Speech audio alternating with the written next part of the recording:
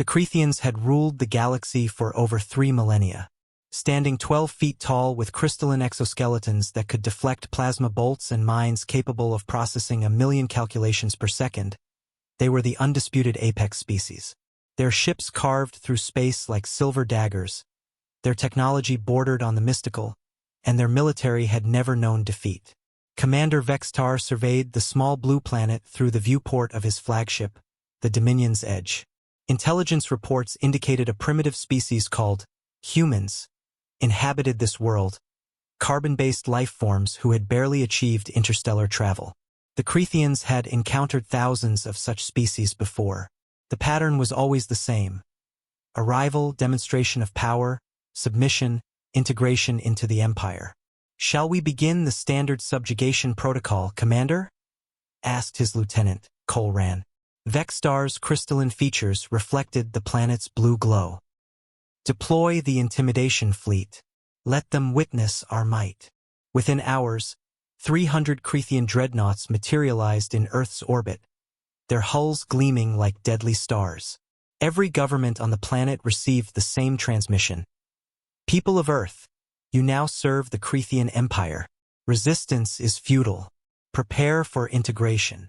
The response came not from Earth's leaders, but from an unexpected source, a gruff voice crackling through subspace. "Yeah, how about no?"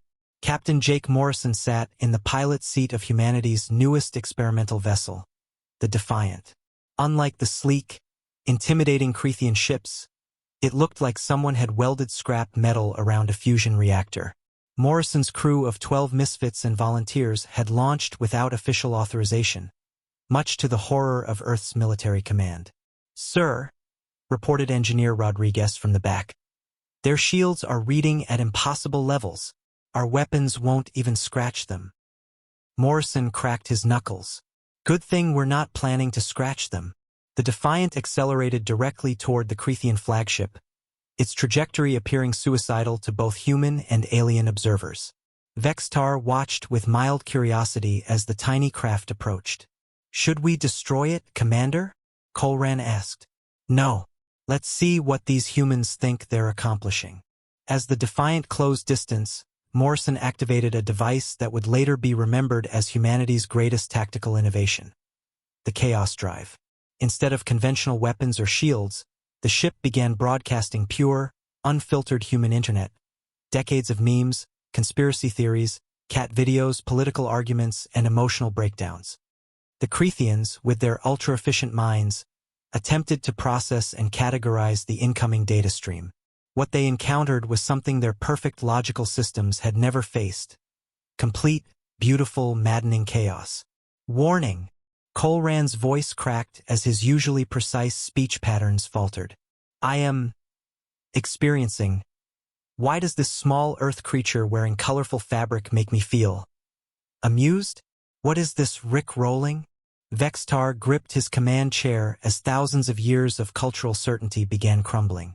His mind, designed for logical perfection, struggled to comprehend humanity's magnificent contradictions. How could a species simultaneously create poetry about love and instructions for assembling furniture? How could they be simultaneously brilliant and completely absurd? Across the Crethian fleet, similar scenes unfolded. Warriors who had conquered star systems found themselves debating whether a dress was blue or gold. Tactical officers became obsessed with videos of humans falling off skateboards. The ship's AI began generating what could only be described as humor. "Commander," Colran whispered, his voice filled with wonder and terror, "I think I understand what humans call feelings. I don't know if I like it." Morrison's voice crackled through their communications. "Hey, space buddies, we've got something your perfect civilization never developed: the beautiful disaster of being wonderfully, chaotically human. Want to grab some coffee and talk about it?" For the first time in Crethian history, Commander Vextar found himself genuinely curious about a lesser species. Perhaps, he thought with growing excitement, strength wasn't just about physical power or logical processing.